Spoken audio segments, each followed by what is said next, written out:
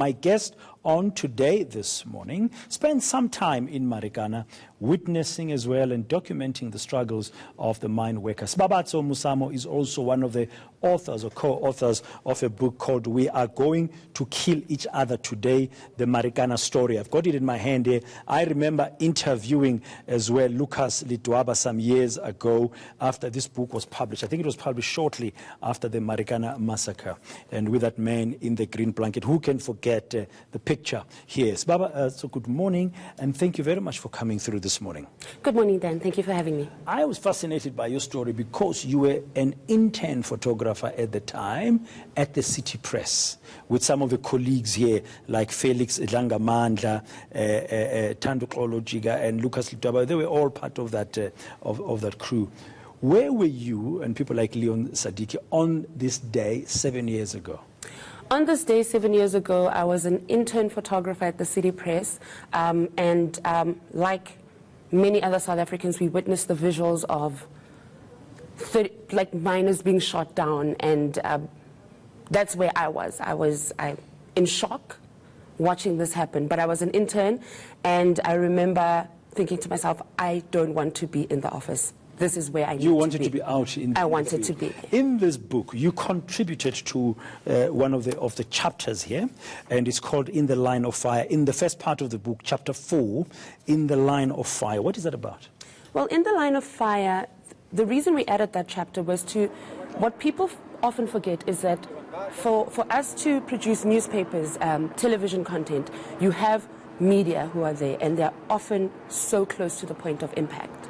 So it was trying to, in a way, tell the story of the media through the eyes of the two photographers, Felix Langamandla and Leon Sadiki, who also contributed to this book. So the chapter looks at what they were going through while trying to do their job, and also the subsequent effects that this had on them. So what did you observe? Can you share with us? What did you observe? Well, like I said, we are often very close to the point of impact. So speaking to Felix and Lucas, it's about the strength and the courage that you have to find within yourself to continue doing your job.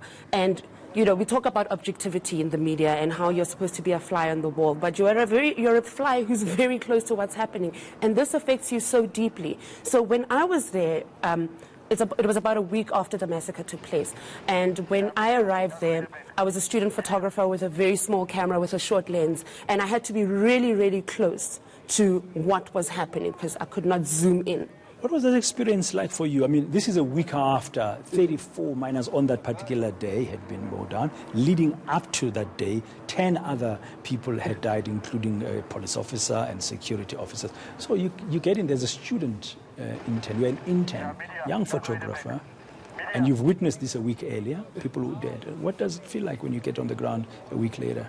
You know, when you're in the office and you witness something like this, especially as a student, you can't wait to be on the ground, right? And you can imagine the impact that you're going to have when you get there.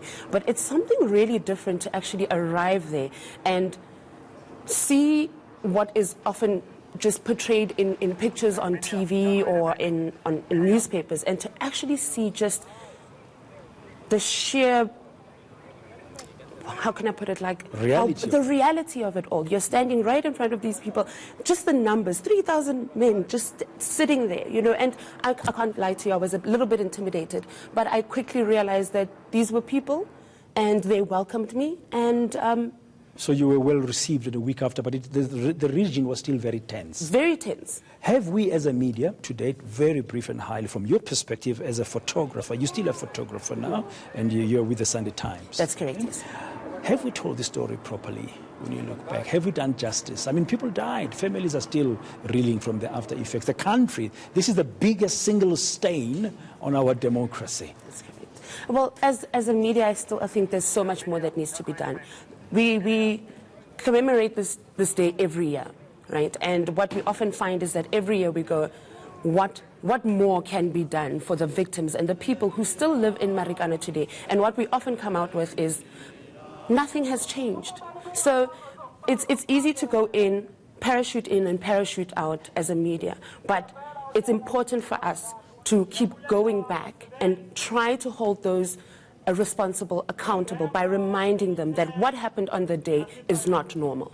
Thank you very much. That's Sebabatso Mosamo, one of the co-authors of We Are Going to Kill Each Other Today, the Marikana Story, one of the first books that was published by a group of journalists, including herself as a young intern, the photographer, Felix Dlangamandla, Tandu Xolo Jika, Lucas Litwaba, Sebabatso Mosamo, of course, Tandiwe Saba, and Leon Sadiki. This is the book that she contributed to, and she's reminding us it's important for us as the media as well to continue going back to Marikana, telling the story until we ensure that there are consequences for those who were involved. Now,